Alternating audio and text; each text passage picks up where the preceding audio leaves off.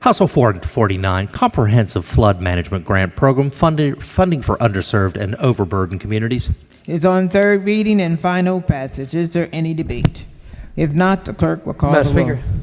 Madam Speaker. Gentleman from St. Mary's. Thank you, Madam Speaker. Bill caught me by a little bit of surprise, so I'm a little unprepared, but from yesterday's conversation, I remember they were talking about this bill and how it was making people into categories. And I find it somewhere down here in the fiscal note.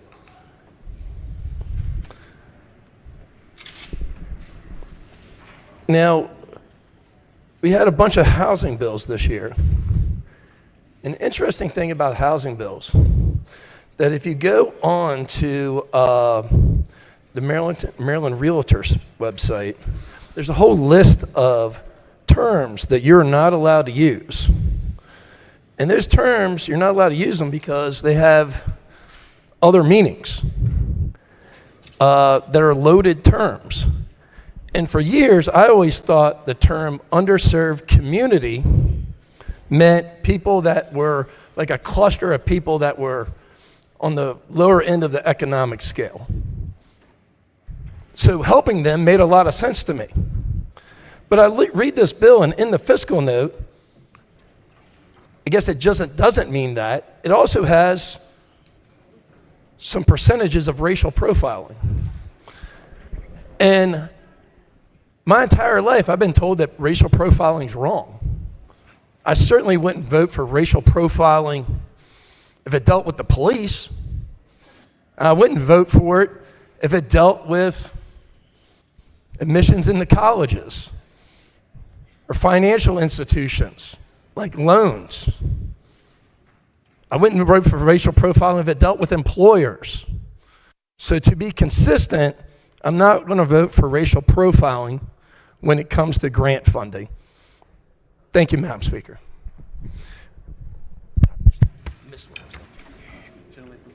Gentlelady from Baltimore County. Thank you, Madam Speaker. Would the floor leader rise, please?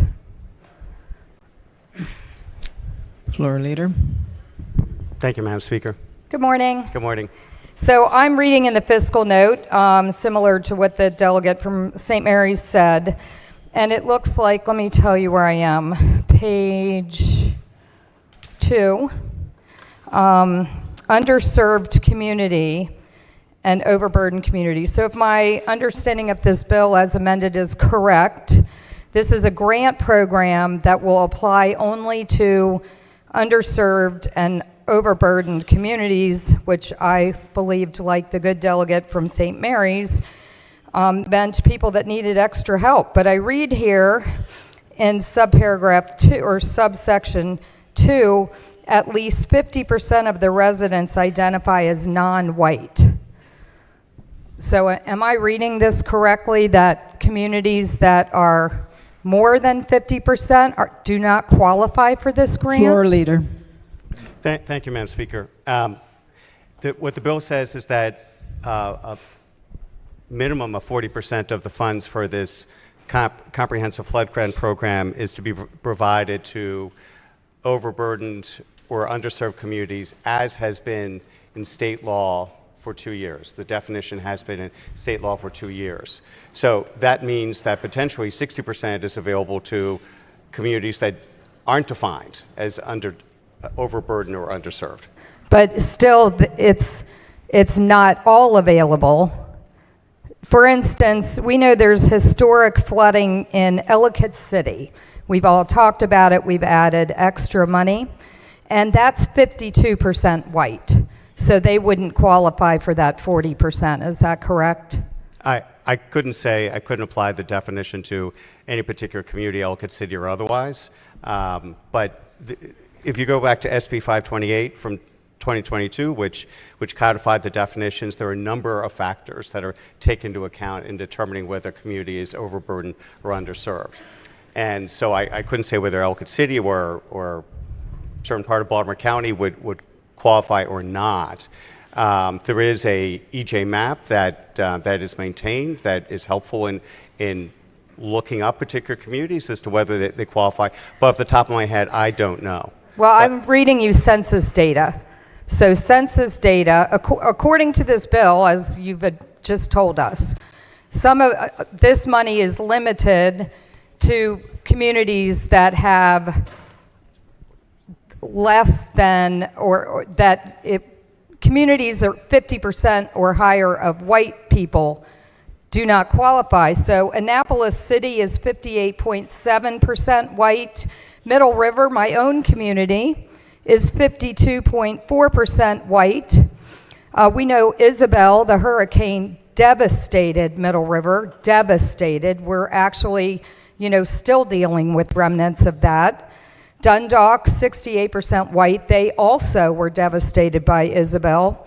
Chrisfield, we remember 2011, the storm surge from Irene, and 1,689 properties were damaged, and 56% of that community is white.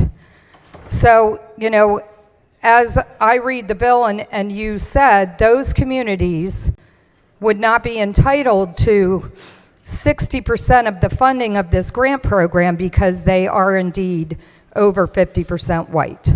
Delegate, the reference that you're making is to the definition of underserved community. The bill refers to, in terms of the allocation of 40% of funding, to overburdened community or underserved community. So there is a second category, that overburdened community, that focuses on environmental health indicators, regardless of racial composition of the community. So it's quite possible, for example, that Middle River, based on their environmental health indicators, could qualify as an overburdened community, and so therefore be eligible for that 40% allocation of the funding under the bill. Thank you, Floor Leader. Thank you. I think this is bad policy to limit grant funding to communities that are over 50% white, because flooding doesn't care what color your skin is. And our communities who are facing flooding need help equally. Underserved, plenty of communities in my district are underserved as well, but I believe because of the language in this bill, they would not qualify for extra funding. For those reasons, I'll be voting red on this bill. Madam Speaker, Gentlelady from Howard. may I ask the floor leader to stand for a few questions? Good morning. Floor Leader. Good morning. Can you just confirm this information? Maybe I would say in as early as 2017, there was no funding in the Comprehensive Flood Mitigation Program. Does that strike a bell with you? I believe that's correct. I couldn't 100% confirm, but I believe that's correct. That's right. And then there was a very notorious floods, actually two, in the town of Ellicott City and Howard County, which raised the awareness of climate change-induced flooding from intense rainstorms. And during that time, we advocated for more funding in the Comprehensive Flood Mitigation Program, correct? Yes, And it was true that Ellicott City was a big beneficiary at that time. that's correct. But what we learned through that program, and I'm asking you if this is correct, is that there were plenty of other communities that had experienced this type of flooding, but were not as successful in advocating for funding. That is correct. And oftentimes, underserved communities have a harder time finding those resources. Yes. Also, is this the only program available in the state to provide relief from flooding? I believe the answer is no. That's correct. Thank you. Yes. So and the last question I have for you is, part of this program is reaching out to underserved communities to make sure they are aware of what is available to help their community. Yes, Delegate, you're correct. It's underserved community or overburdened. And underserved, I guess it's important to point out that for underserved, there are, the criteria are or. They don't have to include all of those criteria. So, for example, low income or a certain percentage identified as non-white, or a certain percentage have limited English proficiency. And then the other category for overburdened community focuses on environmental health indicators, those that are particularly overburdened from a health point of view because of environmental impacts. Thank you very much. Thank you. Is there any further debate? If not, the clerk will call the roll. Madam Speaker, Has everyone recorded their vote? Does anyone care to change their vote? If not, the clerk will take the call. There being 110 votes in the affirmative, House Bill 449, having received a constitutional majority, is declared passed. Clerk reading.